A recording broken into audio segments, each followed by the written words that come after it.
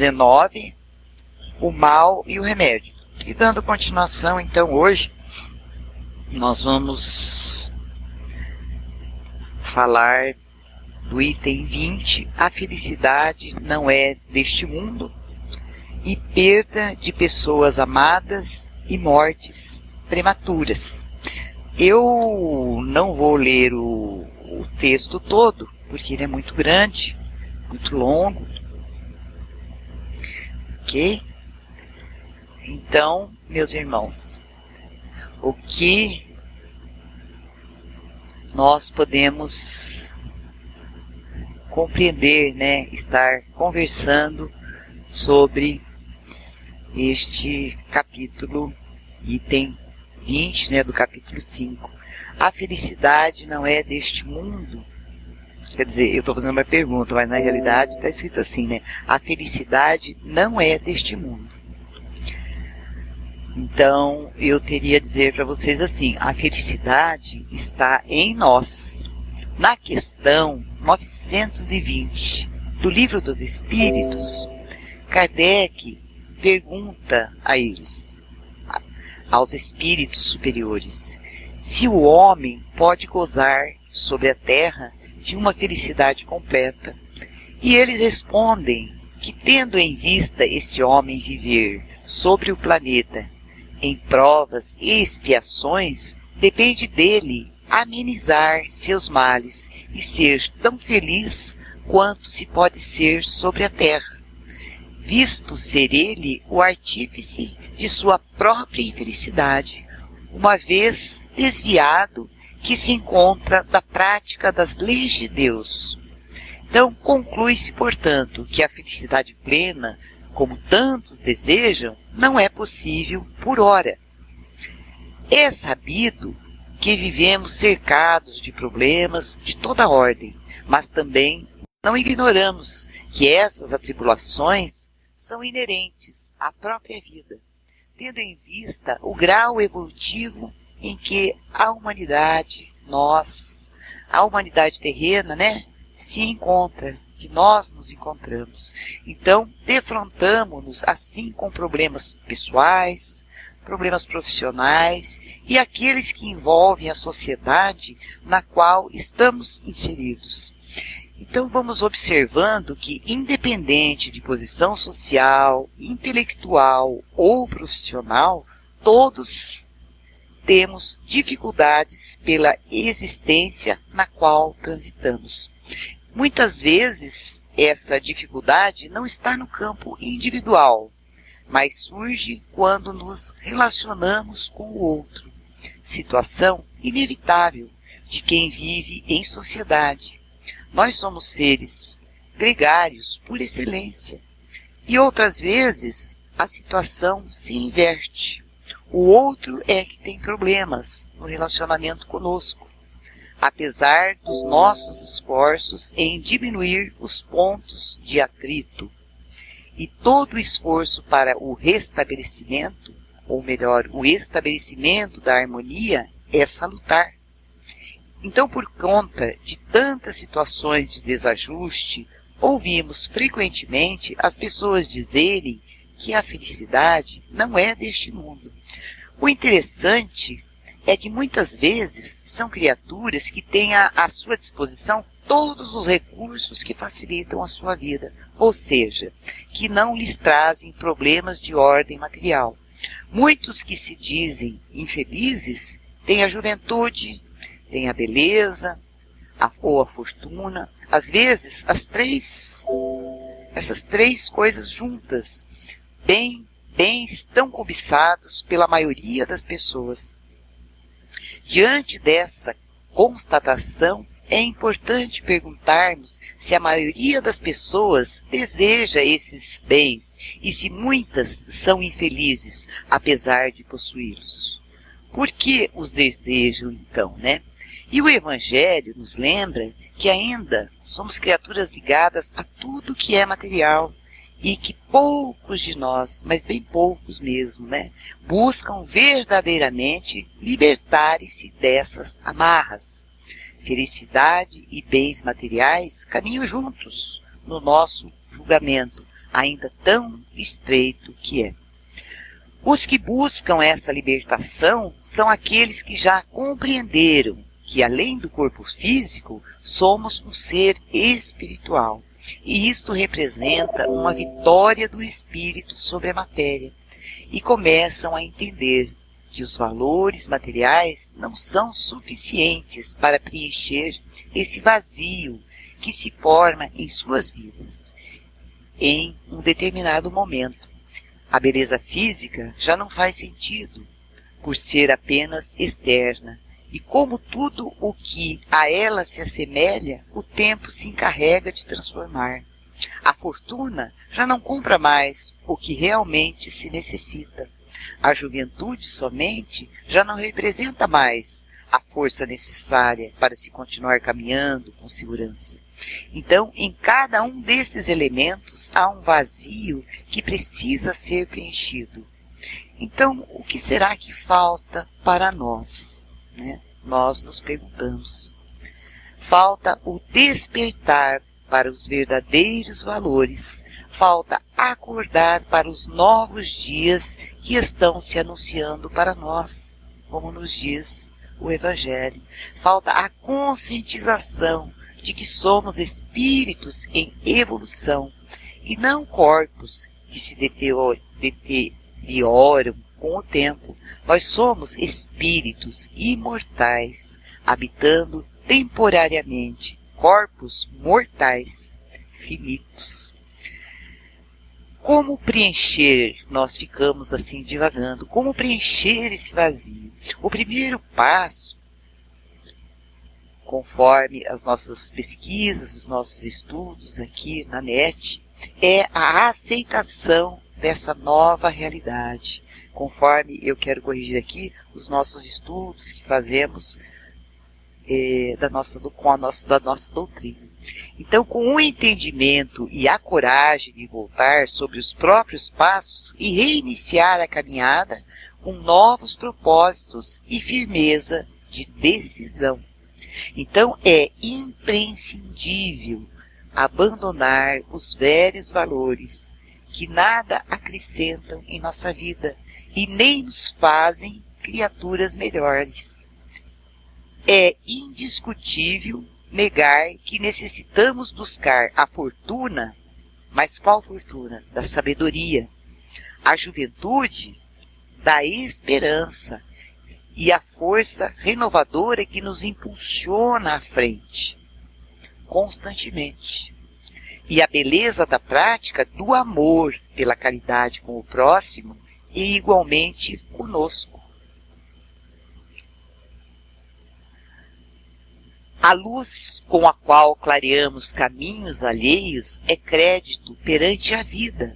Entretanto, somente a luz que fazemos no íntimo nos pertence e é fonte de liberdade e equilíbrio, paz e riqueza na alma. Esse processo, meus irmãos, nas palavras de Hermance Dufour, eu sou muito fã, exige tempo, disposição incansável de recomeçar, meditação, cultivo de novos hábitos, oração, renúncia e capacidade de sacrifício, uma vigilância mental muito grande, uma vontade ativa e disciplina sobre os desejos, diálogo fraterno e dever cumprido e amparo espiritual. E dizemos nós, não todos ao mesmo tempo, e por isso mesmo o Criador nos concede a misericórdia da reencarnação, porque nada dá saltos, Então, Hermance diz, não todos ao mesmo tempo, por isso a bênção, a misericórdia nos concedida por Deus, pelo Criador da reencarnação. Então, muitos dizem que a felicidade não é desse mundo. Certamente que é. Não a felicidade plena, porque a nossa existência nesse momento não comporta, não é do mundo de luz que cada um cria dentro de si. na luta contra suas tendências inferiores, que estão sempre nos afastando de Deus e que tanto nos pesam, né? A felicidade é possível sim neste mundo, não do mundo de necessidades fantasiosas, fictícias que nós criamos, mas do mundo do amor ao próximo, pela tolerância, pela aceitação do outro como ele é, pela alegria de poder ser útil sem querer nada em troca, pelo cumprimento do dever realizado, sem levar em conta a sua importância ou seu tamanho. E os espíritos superiores nos alertam para isso, na questão 926 do Livro dos Espíritos, dizendo que aquele que sabe limitar seus desejos e vê sem invejas os que estão acima de si, poupa-se de muitas decepções nesta vida. E o mais rico, dizem textualmente, é aquele que tem menos necessidade. Então somos os responsáveis pela construção desse novo mundo.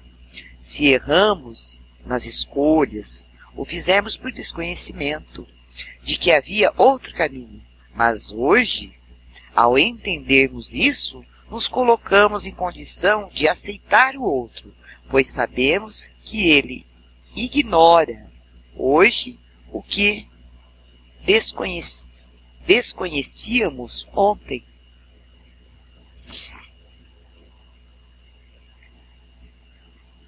Então a felicidade tão procurada no mundo da transitoriedade está em nós, no ato de penetrarmos na desconhecida gleba do eu, arando esse terreno fértil para que floresça a divindade da qual somos todos portadores. Essa é a felicidade dos espíritos superiores, conforme a assertiva da codificação. Todavia, pode ser a nossa ainda, né? Aqui, agora. Então, sejamos, pois, os iniciadores dessa transformação que atingirá o nosso planeta, tornando-nos um ponto de luz a espalhar o exemplo do amor por onde nós passamos. E o nosso outro tema de hoje, das mortes prematuras, né? Da perda de pessoas amadas.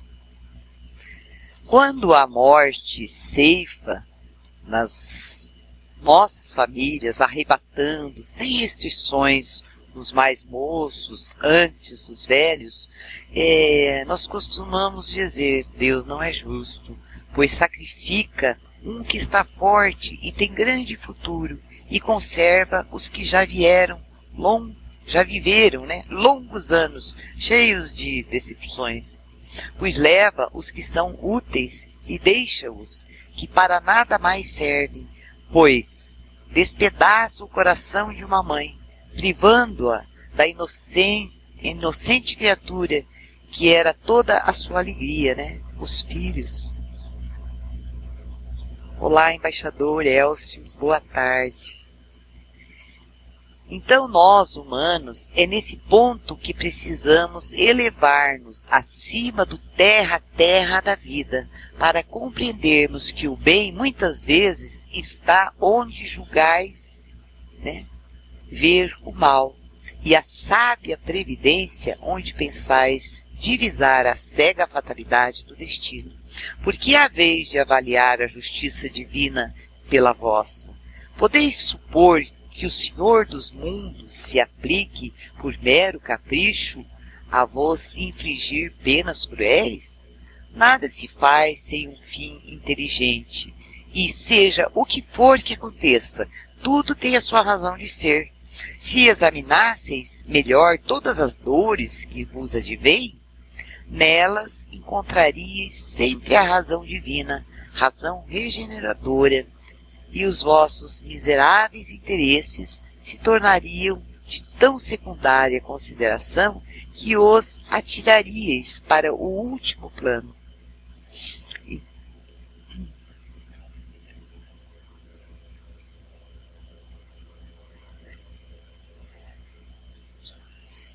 Então temos aqui o início de uma manifestação do espírito Samson, recebida na Sociedade de Estudos Espíritas de Paris, presidida por Allan Kardec, e consta no capítulo 5 do item 21, né, aqui do Evangelho, que nós estamos estudando, sob o subtítulo Perda de Pessoas Amadas, Mortes Prematuras. Se estabelecêssemos uma gradação para as dores morais que afligem os seres humanos, certamente a mais intensa, mais angustiante seria a da mãe, que vê um filho partir prematuramente. Nos verdes anos da infância, né, no despertar da adolescência, naquele entusiasmo da juventude. Oi, Hermes, boa tarde. Forte abraço. Então, o grande lenitivo está na fé, concebendo o elementar. Deus sabe o que faz, e o significativo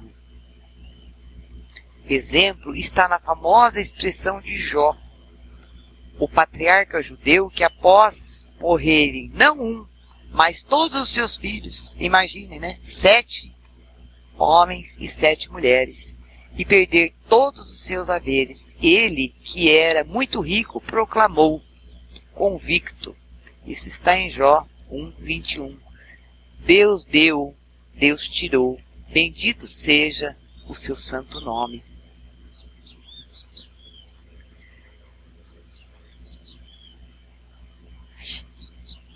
O problema é que raros têm fé legítima, cultivam precária confiança que não resiste aos embates da adversidade.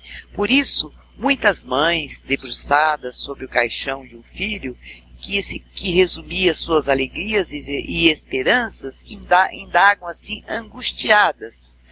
Por que, Senhor? Por que fez isso comigo? O que fiz para merecer esse castigo? Então, esse questionamento não é bom, porquanto conduz facilmente ao desespero e à revolta, que apenas multiplicam angústias, sem chance para a consolação. E a vida torna-se um fardo muito pesado, quando nos debatemos ante o inexorável. E matematicamente falando, acrescentamos dores à alma, quando subtraímos a fé. E um confrade nosso espírita, homem lúcido e inteligente, ele costumava dizer: é preciso ter sempre um pé atrás, não apenas em relação à nossa morte, mas também quanto à morte de um ente querido, particularmente um filho. Parecia adivinhar que seria chamado a esse testemunho, porquanto um filho jovem, era inteligente, empreendedor, com um futuro brilhante pela frente, ele desencarnou repentinamente. E o nosso companheiro, ele deu esse testemunho de que estava preparado, tanto ele quanto a esposa, comportando-se com muita serenidade e equilíbrio, a imitar o exemplo de Jó. E inclusive, meus irmãos, nem sequer ao velório e ao enterro ele foi. Ele disse: eu vou ficar em casa orando. Então, esse pé atrás na vida, para não se desequilibrar diante da morte, equivale a fortalecer a nossa fé, transcendendo a mera crença com o conhecimento da realidade. É importante conceber que Deus existe, que seus desígnios são sábios e justos, que Ele trabalha sempre pelo nosso bem, mesmo quando males aconteçam, que seu olhar misericordioso está sobre nós. Nem sempre, porém, será o bastante para que a nossa fé ultrapasse os limites da mera crença, adquirindo consistência para resistir aos embates da vida. É fundamental que se capriche no conhecimento. Em relação às mortes prematuras, somente a doutrina espírita, a nos oferecer uma visão objetiva do mundo espiritual, pode nos consolar de forma perfeita, sem dúvidas, sem vacilações, mostrando-nos por que ocorrem E à luz abençoada da doutrina, nós podemos considerar o assunto em vários aspectos. Oi, Ligeirinho, boa tarde, seja muito bem-vindo.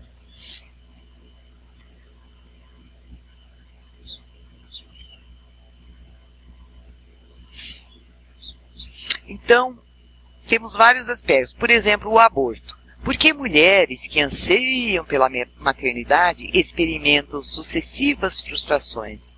Geralmente, estando diante de problemas kármicos, a partir de comprometimentos em existências anteriores. A causa, quem diria, é o mesmo aborto. Não o espontâneo, mas aquele aborto induzido. Então, a mulher que se recusa ao compromisso da maternidade, expulsando o filho que estagia em seu corpo, às portas da reencarnação, ela comete uma autoagressão, produz desajustes em seu perispírito, o corpo espiritual, em área correspondente à natureza do seu delito. Em vida futura, mais amadurecida, a ansiar pela maternidade terá problemas. Grávida, não conseguirá segurar a gestação do filho, que tanto anseia, na mesma proporção em que expulsou outrora filhos do seu ventre. E o problema pode estar também no reencarnante. Se foi um suicida, ele traz sérios comprometimentos perispirituais que poderão repercutir no corpo em formação a promover o aborto. Então, fracassos sucessivos, tanto da gestante quanto do reencarnante, os ensinarão a valorizar e a respeitar a vida.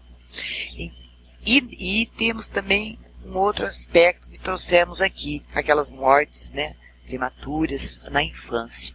Às vezes, consuma-se a reencarnação, não obstante os problemas do espírito de passado comprometedor, mas de forma precária. Vulnerável a males variados, em face da debilidade orgânica, logo retornará à espiritualidade. E André Luiz reporta-se a um suicida que se matou ingerindo veneno, no livro Entre a Terra e o Céu. É de psicografia do nosso querido Chico. Em nova existência, saúde frágil, desencarnou aos 7 anos. Um mentor espiritual explicou que aquela breve experiência na carne fora sumamente útil ao espírito, livrando-o de parte de seus desajustes, e que ele deveria reencarnar em breve na mesma família, mas assim já em melhores condições. A morte prematura pode ser também um convite ao cultivo de valores espirituais.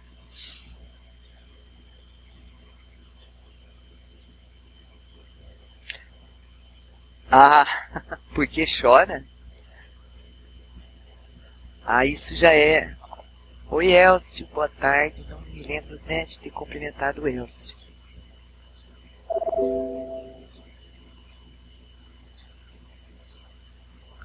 Ah, mas a gente chora, né? É natural, né, isso. Nós chorarmos. Mas eu vou dar continuação aqui, depois nós vamos falar sobre isso. Então, eu buscando aqui no livro Atravessando a Rua, se eu não me engano, de Richard Simonetti. Ele comentou a experiência de um casal que reencarnou com a tarefa de cuidar de crianças numa instituição assistencial.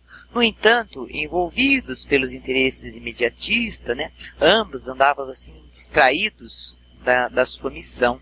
Então, um mentor espiritual que os assistia, preocupado com sua deserção, reencarnou como seu filho.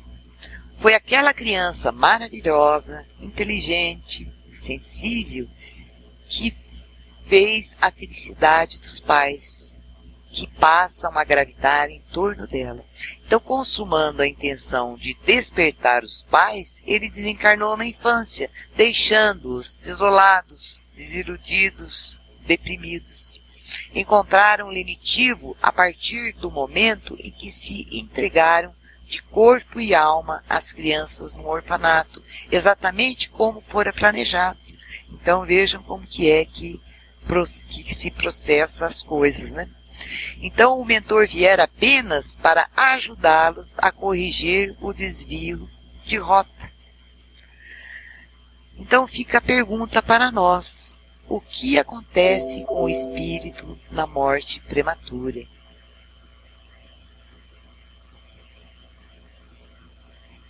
O Fernando nos coloca que o sofrimento pelas perdas é normal. O problema é a forma de sofrimento. Se for doentia, prejudica. Exatamente, Fernando. Prejudica, né? A nós e a eles. E acredito assim que bastante, né?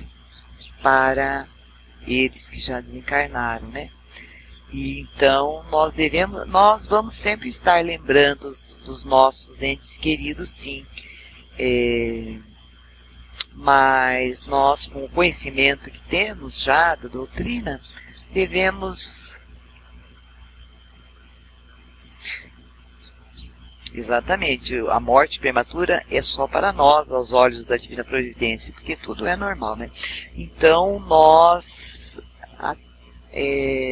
estamos aí no exercício ainda, né? Nós lembramos dos nossos desencarnados, dos nossos entes queridos, com uma profunda dor. Então nós vamos aos poucos, e o que nós temos de melhor a nosso favor é o tempo, acostumarmos a nos lembrarmos deles, sim, mas não assim com aquela tristeza, com desespero, com angústia, né? Porque a vida continua. Então a saudade, ela vai sempre existir, mas que seja uma lembrança mais suave, né? Procurando lembrar de momentos bons e principalmente vibrarmos, né, em favor deles. Porque senão eles são realmente, né, afetados, e também nós, né? Então, como eu disse, né, fica a pergunta: o que acontece com o espírito na morte prematura? Normalmente, em retorno tranquilo. O que dificulta nossa readaptação à pátria espiritual é o apego que nós temos ainda aqui à vida física, né? Os comprometimentos que nós temos com a ambição, as paixões, os vícios. Então o espírito literalmente estranha-se na vida física, o que lhe impõe sérias dificuldades, até mesmo para perceber sua nova condição. Já o jovem nem sempre tem esses comprometimentos. É alguém que desperta para a vida, que ainda não se envolveu. Então ele será logo acolhido e amparado pelos mentores espirituais, por familiares desencarnados. E aqui eu me lembro, não lembro-me assim agora, no momento, o livro que eu li, né? Ou se foi em uma palestra, mas foi em um livro, né? O desencarne daquele jovem, né? Lindo, cheio de vida, cheio de uma vida maravilhosa pela frente, tudo. Então o que acontece? Ele, em alguns casos, né, não é bem a questão do nosso estudo, mas assim, em alguns casos, ele é ceifado, né? Ele desencarna, né, pela providência divina. Por quê? Ele, continuando aqui, ele poderia, né, a partir do momento que ele já tem méritos, ele poderia vir a se comprometer. Então, ele tem essa morte prematura para ser poupado.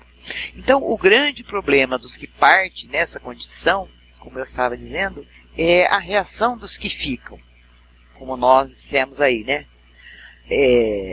Ficamos ainda em desespero, revolta, rebeldia, e isso são focos doentios de vibrações desajustadas que atingem em cheio o nosso irmão que está fazendo a passagem da eternidade, causando-lhe assim aflições, desajustes, já que nos primeiros tempos de vida espiritual tende a permanecer ligado psiquicamente à família.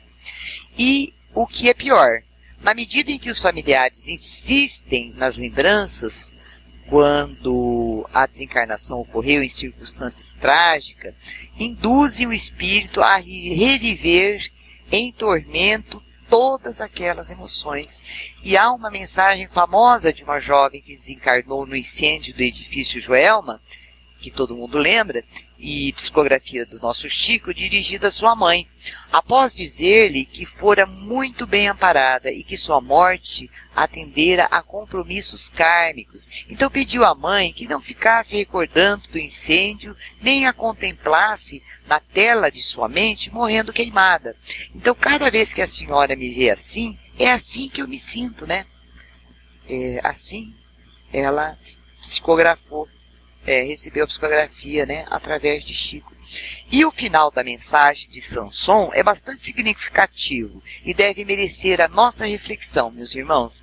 Em vez de vos queixardes, regozijai-vos, quando praz a Deus retirar deste vale de misérias um de seus filhos. Não será egoístico desejardes que ele aí continuasse para sofrer convosco? Egoísmo nosso, né? Essa dor se concebe naquele que carece de fé e que vê na morte uma separação eterna. Vós, espíritas, porém, né, nos diz Sanson, sabeis que a alma vive melhor quando desembaraçados seu invólucro corpóreo. Mães, sabeis que vossos filhos bem-amados estão perto de vós. Sim, estão muito perto. Seus corpos fluídicos os envolvem. Seus pensamentos os protegem. A lembrança que deles guardais os transporta de alegria. Mas também as vossas dores sem razão os afligem, porque denotam falta de fé e exprimem uma revolta contra a vontade de Deus. Vós que compreendeis a vida espiritual, escutai as pulsações do vosso coração, a chamar esses entes bem-amados, e se pedirdes a Deus que os abençoe, em vos sentires fortes consolações. Dessas que secam as lágrimas, sentireis aspirações grandiosas, que vos mostrarão o porvir que o soberano Senhor prometeu. Então, esse é o nosso entendimento pesquisado, né, em fontes da internet, do capítulo 5, Bem-aventurados os aflitos, onde nós tecemos aí alguns comentários para nós entendermos um pouco sobre a felicidade que não é deste mundo e a perda de pessoas amadas e as mortes prematuras. Assim, esse Sansão, amigo pessoal de Kardec, fora evocado antes mesmo do seu corpo ser enterrado. Isso, exatamente, no livro O Céu e o Inferno. E é ele que assina, né, esse item 21, perda de pessoas amadas, mortes prematuras. Sanson, antigo membro da Sociedade Espírita de Paris, 1863. Então, meus amigos, eu espero que tenha podido compartilhar com vocês.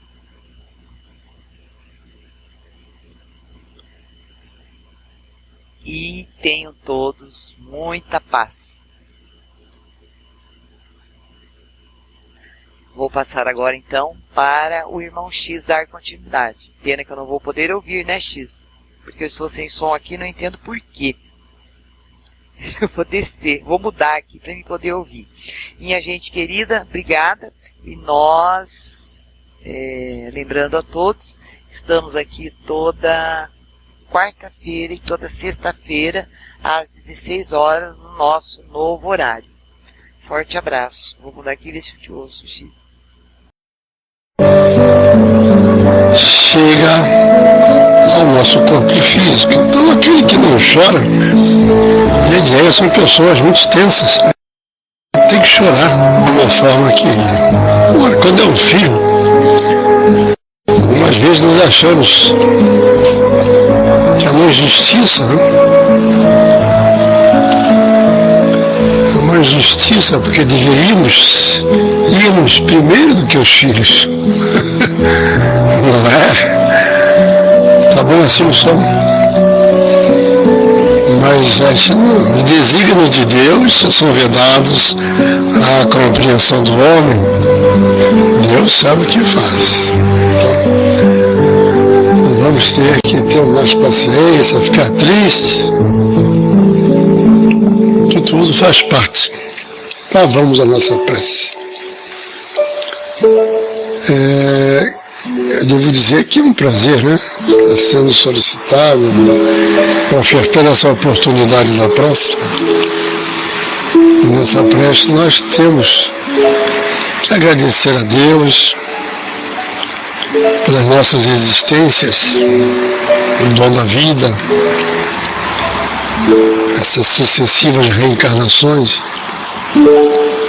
que, de certa forma, nos ajudam a nossa evolução. Saibamos, pois, aproveitar esta oportunidade das sucessivas existências e a cada dia aprender um pouco mais.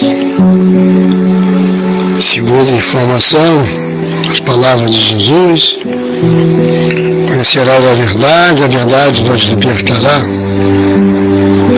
Então vamos aproveitar essas encarnações, conhecer a verdade e fazer com que essa verdade seja nossa trilha, o nosso caminho, baseado sempre no grande farol, o nosso amigo Jesus de Nazaré.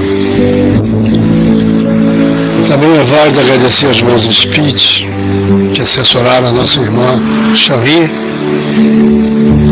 na sua explanação do tema de hoje, tranquilo, sereno, e que possamos, Senhor, de alguma forma, aprender a cada dia um pouco mais, fazendo com que atinjamos a nossa evolução espiritual o mais breve possível. Obrigado, Senhor Jesus. Obrigado, amigo querido. Seja conosco teu manto de luz, hoje e sempre. E que assim seja.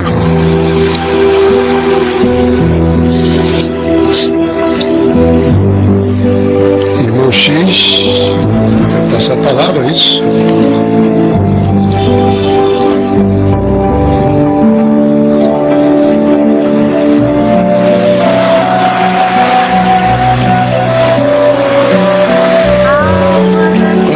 Liberando o microfone. Assim que eu puder. E abres a mão fraterna de mansinho, Jesus recolhe a gota de carinho e derramas na chaga da amargura essa doce migalha de ternura.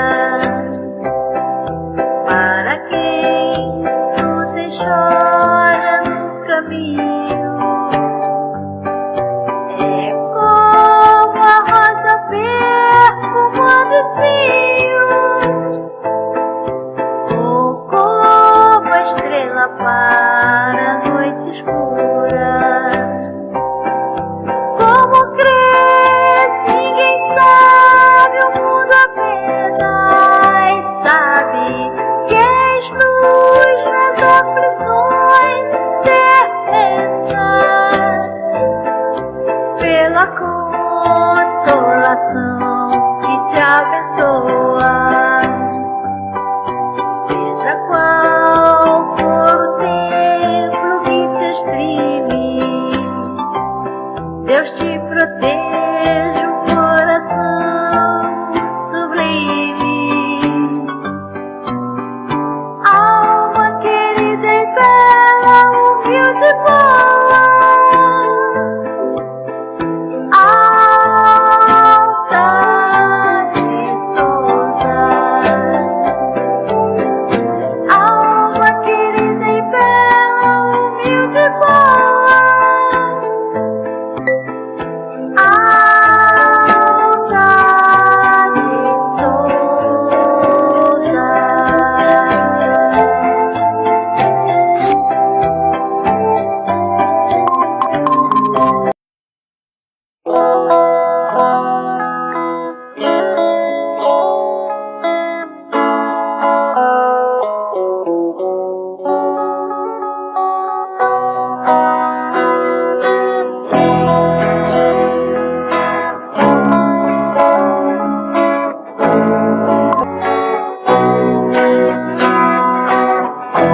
Quando a dor te visitar, vê o ensinamento que ela quer dar. Aprende a agradecer o progresso que vem com o bom sofrer. Não te direi